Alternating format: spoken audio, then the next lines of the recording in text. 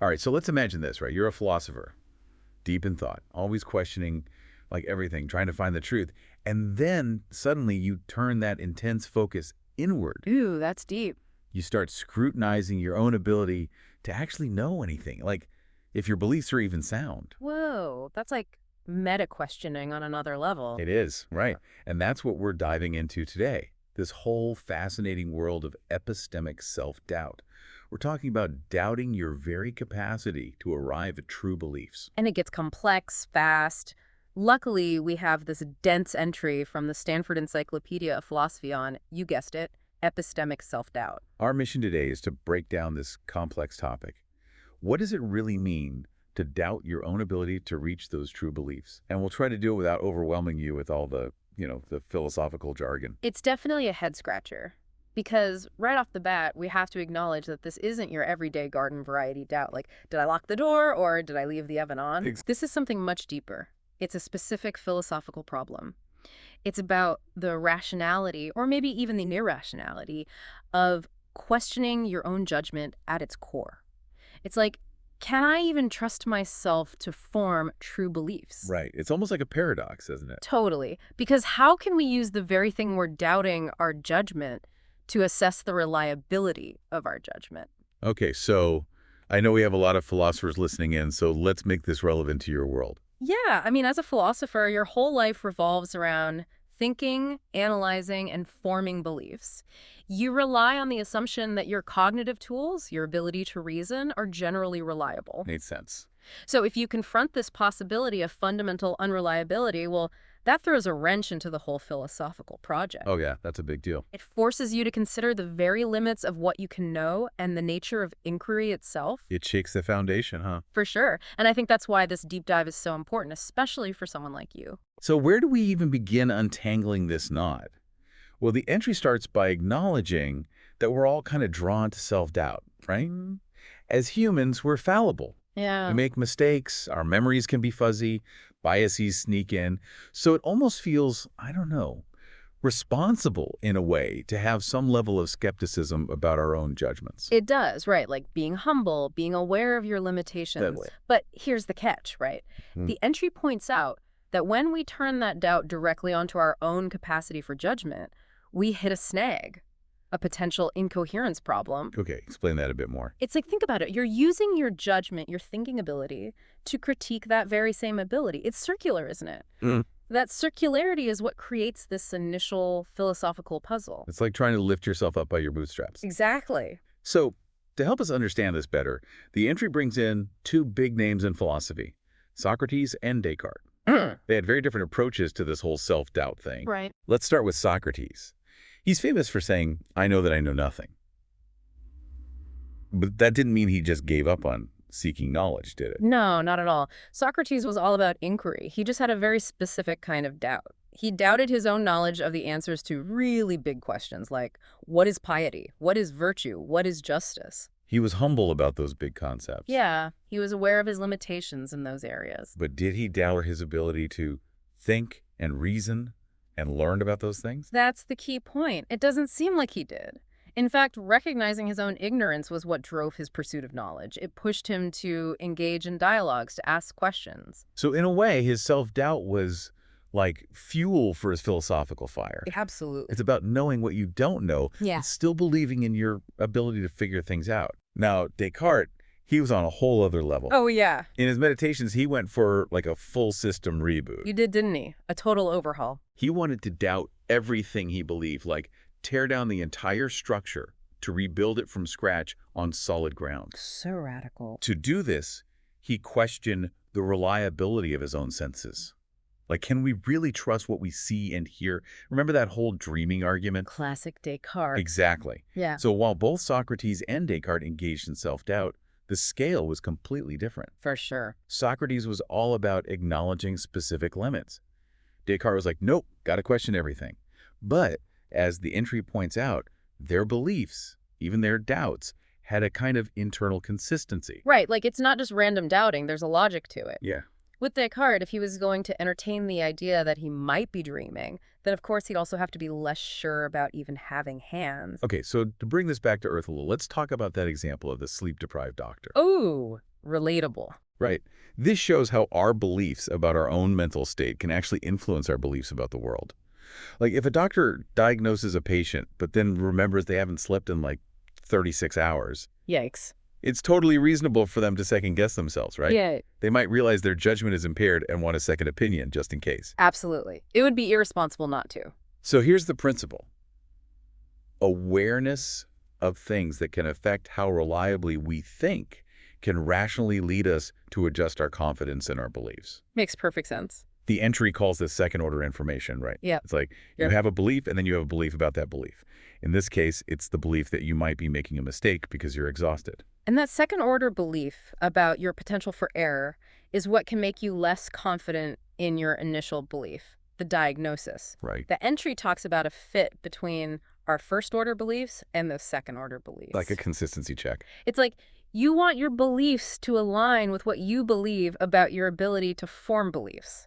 It's like you want to be intellectually honest with yourself. Exactly. But this fit, this alignment, it's not always easy to figure out, is it? Definitely not. The entry then dives into this central tension between two types of evidence.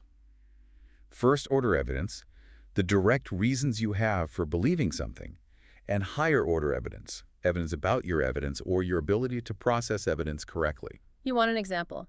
Think about eyewitness testimony. Ooh, good one. You might be really sure you saw a certain person commit a crime. That's your first order evidence, your visual memory.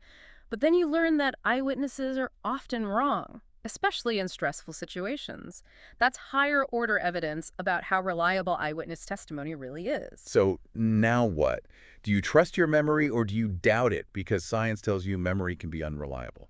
That's the million-dollar question. There's no simple rule book for this, is there? Not really. It's this tension, this lack of clear-cut guidelines that makes epistemic self-doubt so tricky. So how do philosophers even approach this? Well, the entry lays out 5 major questions, like the big guiding questions in this whole debate. Okay, hit me. First one, can doubting itself ever be rational? Interesting. Second, where does the weight, the authority of these second-order beliefs come from? Like, why should we even care about them? Good point. Third, are there any general rules for deciding which type of evidence should win out when they clash? First order or higher order? And if so, how can we justify those rules? That's a big one. It is. Fourth, what exactly is this matching relation we're trying to achieve between what we believe and what we believe about our ability to believe it? Right. What does a good fit even look like? Exactly. And finally, if it's okay to be in this mismatched state initially where your beliefs and your assessment of your reliability don't line up, can you rationally stay there? That's called level splitting or epistemic acrasia. Like believing something even though you think you have good reasons to doubt it. You got it. Okay, so those are the big questions. Now, how do people try to answer them? Right. So the entry then looks at 4 main approaches to modeling this whole self-doubt thing. And it's important to note these aren't necessarily mutually exclusive. They're different ways of looking at the same problem. Gotcha. So what's the first approach? The first one focuses on categorical beliefs about your own epistemic abilities, like believing you're generally unreliable. Okay. A philosopher named Sorensen had this fascinating argument about anti-expertise. Anti-expertise. What's that? Imagine believing that whenever you believe something, it's actually false. And whenever you don't believe something, it's actually true. That's like the ultimate form of unreliability. Oh, that's wild. Right. It's like always being wrong. But isn't that a contradiction in itself? If you believe you're always wrong, then that belief must also be wrong. Exactly. Sorensen argued that believing you're an anti-expert just doesn't make sense logically. If you believe something and you're aware that you believe it, then that contradicts the idea that everything you believe is false. It's like self-defeating. Your own belief undermines itself. And this problem extends to milder forms of self-doubt, like thinking, I'm not perfect. So like believing you're prone to making mistakes, even if you're not always wrong. Exactly. Even that can run into logical problems. If you really understand your own beliefs and you acknowledge this imperfection, then you're faced with a tricky choice. What are the choices? Well, you could revise your belief, but then you're doing it without a solid justification. You could stick to your belief, but then you're ignoring evidence that you might be wrong. Or you could somehow twist your beliefs to accommodate both, but then you're probably being inconsistent. It's a tough spot. So this approach highlights the logical challenges of holding certain beliefs about your own reliability, but it doesn't quite tell us how to handle self-doubt when it pops up. It's like it identifies a problem, but not necessarily the solution. Right. So what's the next approach? The second one looks at conditional principles, specifically how your degree of belief in something should relate to your belief about your own degree of belief. Okay, that sounds complicated. It is a bit technical, but the core idea is fairly intuitive. Let's hear it. A key principle here is called synchronic reflection, also known as self-respect. Self-respect, I like the sound of that. It's about trusting your current thinking, at least when you're reflecting on it. Okay, unpacks that a bit more for me. Imagine you're 80% sure about something, right? That's your degree of belief. Okay. The self-respect principle says that your reflective assessment of that belief, knowing that you hold it with 80% confidence, should also be 80%. So you respect your own judgment. Exactly. You don't automatically assume you're making a mistake. That makes sense. But then we run into the issue of self-doubt. Right, because self-doubt is all about questioning your own judgment. Precisely. It's like saying, I'm 80% sure about this, but I don't trust that I should be 80% sure. So self-doubt seems to violate this self-respect principle. It does, doesn't it? It's like a principle for when you're not doubting yourself. The entry calls this alternative principle refraction. It's the idea that sometimes your confidence in something should actually be lower than your initial degree of belief. So like our sleep-deprived doctor, they might initially be quite confident in their diagnosis, but then realize they should probably be less confident given their fatigue. Exactly. They're refracting their belief, adjusting it downwards. So if self-doubt is characterized by this refraction principle, then it seems like self-doubt itself might be considered irrational according to the self-respect standard. It creates a real puzzle. How can we be rational if we're constantly second-guessing ourselves? All right, what about the third approach? Does it offer a different perspective? The third approach focuses on higher-order evidence, which we talked about earlier. Right, the evidence about our evidence. This perspective says that self-doubt kicks in when we get new information that makes us question the reliability of our initial beliefs. Like the doctor realizing they're sleep-deprived, or the eyewitness learning about the fallibility of memory.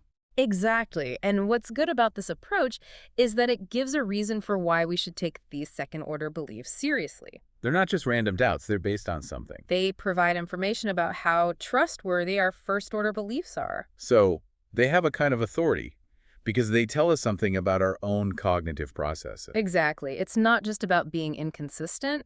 It's about recognizing that our thinking might be flawed. The entry uses that example of the pilot experiencing hypoxia. Yeah, great example. The pilot's at high altitude, does some calculations, and concludes they have enough fuel, but then they realize that the altitude might be affecting their thinking. So now they have this higher order evidence that they might have made a mistake. And this creates a dilemma, right?